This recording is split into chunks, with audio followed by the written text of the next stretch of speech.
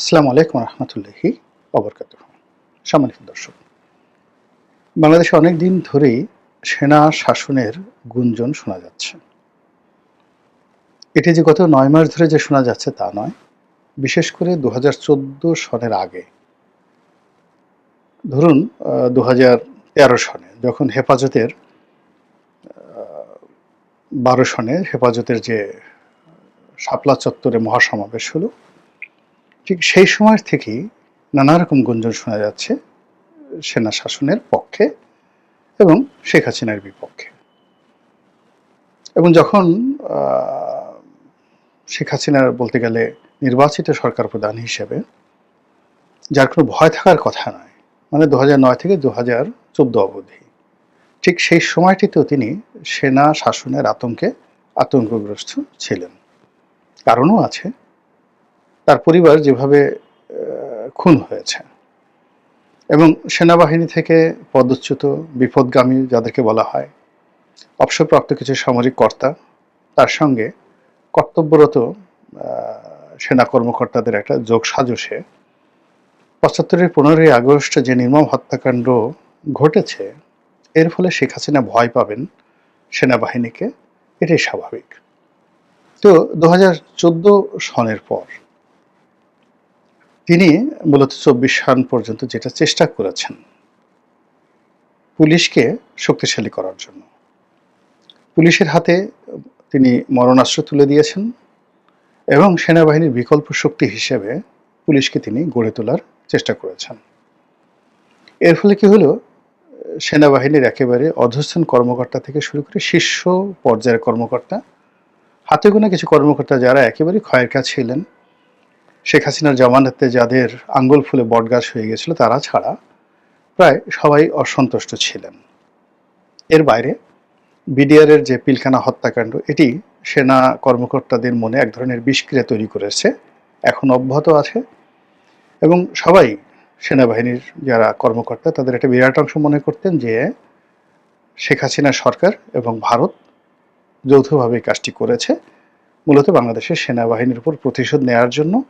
বিজিবির যেটা এখন রয়েছে, যেটা আগে বিডিআর ছিল, সেই বিডিআরকে ধ্বংস করার জন্য এবং সর্বোপরি ভারতের একটি করদ রাষ্ট্র হিসেবে বাংলাদেশকে গড়ে তোলার জন্য, সিকিম বানানোর জন্য, হায়দ্রাবাদ বানানোর জন্য একজন লেন্দুব দর্জি হিসেবে আওয়ামী লীগকে যেভাবে মানুষ দায়ী করছিল এবং যেভাবে সন্দেহের চোখে দেখছিল, এটা সত্য মিথ্যা এখন আমরা অনেকটা বুঝতে পারছি।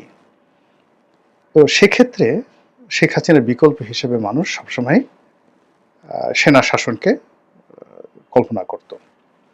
২০১৪ পরে শেখ হাসিনার ক্ষমতা বাড়তে থাকে এবং এটি বাড়তে বাড়তে একেবারে এমন পর্যায়ে চলে যায় যে ২০২২-২৩ সনে শেখ হাসিনাকে স্পর্শ করবে এরকম লোক আমাদের দেশে ছিল না। এমনকি ইউরোপ আমেরিকাও তার মেজাজ মর্জি বুঝে চলাফেরা করত। তার একক কর্তৃত্ব, তার ক্ষমতা তাকে অনেকটা লৌহ মানবী থেকে আরও ঊর্ধ্বস্তরে নিয়ে অনেকটা হীরক মানবী হিসেবে তাকে প্রতিষ্ঠিত করে ফেলেছিল। ঠিক ওই সময়টিতে সেনাবাহিনীর মধ্যে কি হয়েছিল আমরা জানি না, কিন্তু আমরা বাইরে থেকে যেটা শুনতাম যে তিনি সেনাবাহিনীকে অলস বানাচ্ছেন, সেনাবাহিনীকে বিলাসী বানাচ্ছেন, সেনাবাহিনীকে ব্যবসায়ী বানাচ্ছেন এবং সেনাবাহিনীর হাতে যে অস্ত্র রয়েছে, সেই অস্ত্রের, ব্যক্তিগত অস্ত্র ছাড়া যে অস্ত্রগুলো রয়েছে, সেগুলোর যে গান পিন রয়েছে, যেগুলো দিয়ে মূলত গুলি ছোড়া হয় এবং গুলিতে, মানে ধরুন আপনার গান পিন, যারা অস্ত্র সম্পর্কে জানেন তাদেরকে বলছি সংক্ষেপে, সেটি হলো যে প্রত্যেকটা অস্ত্রের একটা করে পিন থাকে। মূলত যখন ট্রিগারে চাপ দেওয়া হয়, তখন ওই পিনটা যখন গুলির উপর আঘাত করে, অমনি ওই গুলিতে আগুন ধরে যায় এবং সেটি প্রবল বেগে ছুটতে থাকে লক্ষ্যবস্তুর দিকে। তো এই অস্ত্রের, যে কোনো অস্ত্রের যদি সেই গান পিন খুলে নেওয়া হয়, তাহলে ওটার আর কোনো কার্যকারিতা থাকে না। তো বাইরে যে গুজবটা ছড়িয়ে পড়েছিল যে সেনাবাহিনীর যত অস্ত্র রয়েছে, সব অস্ত্রের যে গান পিন, এটা শেখ হাসিনা খুলে নিয়েছে, এটা আমরা তখন বলতে পারিনি, কিন্তু এই কথাটা কিন্তু সব জায়গাতে ছড়িয়ে পড়েছিল। এবং সেনাবাহিনীকে 3 বেলা খাবার খাইয়ে দামি দামি গাড়ি দিয়ে, তারপরে তাদেরকে লেফট রাইট কম করতে হবে, ইচ্ছা করলে ছুটি নিয়ে বিদেশে যেতে পারবে, লোন পাবে, প্লট পাবে। এরপরে তারা যদি ইচ্ছা করে বেল্ট নাও পড়তে পারে, এরকম যে বিধান অপশন নাল করে দেওয়ার ফলে কি হলো, তাদের মধ্যে প্রফেশনালিজম বা দক্ষতা এটা অনেক কমে যায়। আর এরকম যখন একটা অবস্থা হয় তখন অনায়াসে বিদেশি দখলদার বাহিনী বা ভারত, এমনকি মায়ানমারের আর্মি, তারা যদি বাংলাদেশের সঙ্গে যুদ্ধ করতে চায় তাহলে আমাদের সেনাবাহিনীর ভয় পাওয়া ছাড়া আর কোনো কারণ থাকবে না। তো এরকম যখন একটা অবস্থা চলছে তখন সবাই আমরা ধরে নিয়েছি যে সেনাবাহিনী হয়তো বিদ্রোহ করবে। এটা সেনাবাহিনী মেনে নিতে পারে না। উর্দির একটা বিষয় থাকে, অস্ত্রের একটা বিষয় থাকে, ট্রেনিংয়ের একটা বিষয় থাকে।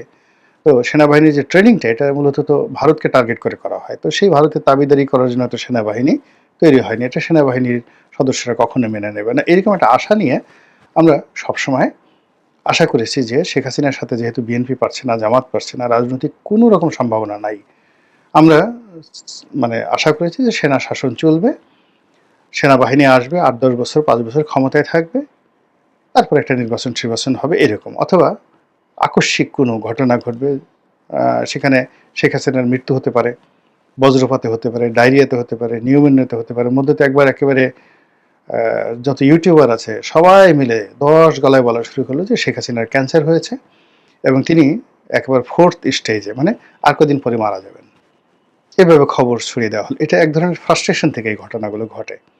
কিন্তু বাস্তবে দেখা গেল যে শেখ হাসিনার ক্যান্সার তো দূরের কথা, তিনি আরও শক্তিশালী হয়ে পড়েছেন। তো এরকম যখন সেনা শাসন নিয়ে বিভিন্ন ঠিক বুদ্ধিজীবী মহলে আলাপ আলোচনা হতো, তো তখন সবাই বলতেছে না রে ভাই, এই সেনা শাসন সম্ভব না। একটা সময় সেনা শাসন সারা দুনিয়াতে জনপ্রিয় ছিল, আমেরিকাই চাইতো সেনা শাসন হোক, বাংলাদেশেও হয়েছে এবং আমেরিকার হাত ছিল। যে কবারই সামরিক কু হয়েছে, বাংলাদেশে ৩বার সামরিক কু হয়েছে এবং ৩বারই আমেরিকার মদদে হয়েছে। তো এখন আমেরিকা কৌশলগত কারণে চাচ্ছে না যে সামরিক শাসন আসুক। তো এই কারণে বাংলাদেশে আসলে সামরিক শাসন হবে না। তো এই কথা বলে আমরা মোটামুটি শুনে আমরা একেবারে হতাশ হয়ে যেতাম, সাধারণ মানুষ হতাশ হয়ে যেত এবং এভাবে শেখ হাসিনার জমানা চলে গেল। তো এখন আমেরিকার যে পলিসি, সেই পলিসি তারা এখন অর্থনৈতিক পলিসিতে চলে গেছে, যুদ্ধ এবং ক্ষমতা দখলের পলিসিতে তারা নেই, তারা ট্রেড পলিসিতে চলে গেছে।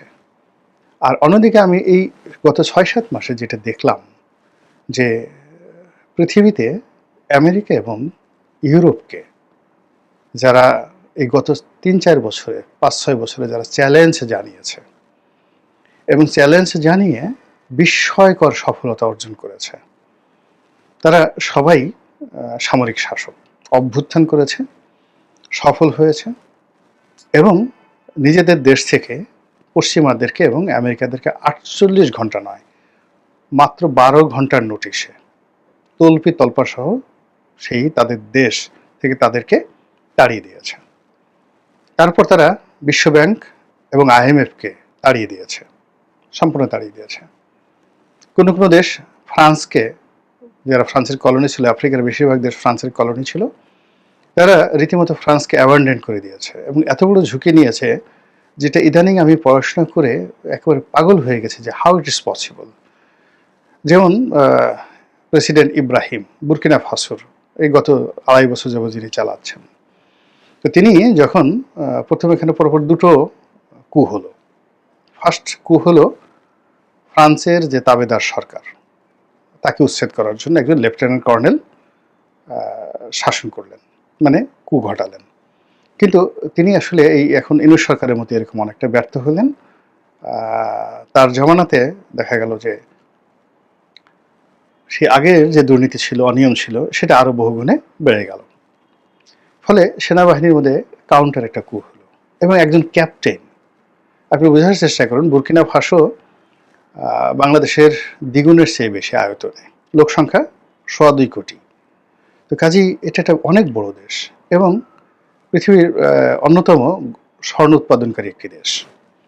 ফ্রান্সের কলোনি ছিল এবং তাদের প্রায় $10 বিলিয়ন রিজার্ভ পুরোটাই ফ্রান্সে ছিল। তাদের ভাষা, জাতীয় ভাষা ফরাসি, এবং তাদের যে মুদ্রা সেটা হলো ফ্রান্সের মুদ্রা। তাদের নিজস্ব কোনো ছাপানোর মুদ্রাও ছিল না। তো এই অবস্থায় যখন ইব্রাহিম সে ক্যাপ্টেন হয়ে সেই অভ্যুত্থান ঘটালো এবং নিজে প্রেসিডেন্ট হয়ে বসলো, তখন প্রথম যে কাজটি করা হলো সেটি হলো তার সমস্ত রিজার্ভগুলো আটকে দেওয়া হলো। ফ্রান্স আটকে দিল, সমস্ত মুদ্রা বন্ধ করে দেওয়া হলো, এবং তাদের দেশের যত বিনিয়োগ, গোল্ড মাইন থেকে শুরু করে বড় বড় শিল্প কলকারখানা সব ফ্রান্সের দখলে, এবং সব জায়গায় তারা এম্বার্গো দিয়ে বসলো। এবং একই সঙ্গে IMF এবং বিশ্বব্যাংক তারা এখানে নিষেধাজ্ঞা জারি করলো। উনি হাইয়েস্ট 90 days কোনো কিছু করলেন না, চুপচাপ থাকলেন। তিনি শুধু জনপ্রিয়তা অর্জন করলেন, বাড়ি বাড়ি গেলেন, ডোর টু ডোর গেলেন, এবং অভ্যন্তরীণ তার যে সম্পদ আছে, টাকা, মুদ্রা, এইগুলো নিয়ে যেন জনগণ সন্তুষ্ট থাকে, এই 90 days বসে তিনি এই চিন্তা করলেন। কোনো বিনিয়োগ দরকার নেই, কোনো কিছু দরকার নেই, শুধুমাত্র তার যে লোকাল যে প্রোডাক্ট আছে সেই প্রোডাক্টের উপর যেন তিনি দেশ চালাতে পারেন। এবং 3 মাসের পরে তিনি যে গোল্ড কারেন্সি, মানে নিজস্ব স্বর্ণমুদ্রা চালু করলেন, এবং অভিনব স্বর্ণমুদ্রা। এবং সেই স্বর্ণমুদ্রা কারো যদি 10 লাখ টাকা ব্যাংকে থাকে, সেই 10 লাখ টাকা সমপরিমাণ স্বর্ণ তার অ্যাকাউন্টে তিনি জমা করে ফেললেন। কিভাবে করলেন? যে ওই যে যত গোল্ড কোম্পানিগুলো আছে তিনি সব ন্যাশনালাইজ করে ফেললেন এবং ওদেরকে 10 ঘন্টার নোটিশে দেশ থেকে তাড়িয়ে দিলেন। সবাই বলল যে এরা তো আক্রমণ চালাতে পারে। তিনি বললেন যে দেখো, আমাদের এই দেশটা একটা ল্যান্ডলক, অন্তত 5টি আফ্রিকান দেশ ক্রস করে আমাদের দেশে সৈন্য পাঠাতে হবে, অথবা আমাদের দেশে বোমা নিক্ষেপ করতে হবে, যেটি একেবারে অসম্ভব। ফ্রান্স এটা পারবে না, কোনো দেশে এটা পারবে না। তো তাকে খুন করার জন্য আমেরিকার লোক ভাড়া করলো, মোসাদ ভাড়া করলো, ফ্রান্স ভাড়া করলো, কিন্তু তিনি সবগুলো তিনি ঠেকিয়ে দিলেন। এমনকি তার পরিবার পরিজনকে তিনি অজ্ঞাত স্থানে নিয়ে গেলেন, এবং 3 মাসের মধ্যে পুরো দেশকে তিনি যেভাবে 180 ডিগ্রি অ্যাঙ্গেলে উল্টে দিলেন। এবং তার এই মডেলটি আবার করলো কি, তার আশেপাশে যে প্রায় আরো 5টি আফ্রিকান দেশ রয়েছে তারাও এটা গ্রহণ করলো।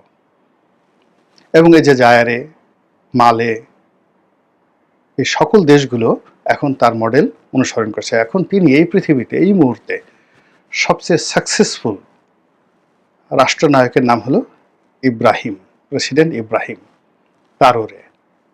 তো তিনি তার বয়স কত? 32 বছর, 33 বছর সামরিক শাসক। এবং একইভাবে আফ্রিকার এই মুহূর্তে অন্য দিকে বুরকিনা ফাসো ছাড়া আরও 4-5টি দেশে সামরিক শাসন চলছে, এবং সবাই সফল, এই একইভাবে প্রচণ্ডভাবে সফল।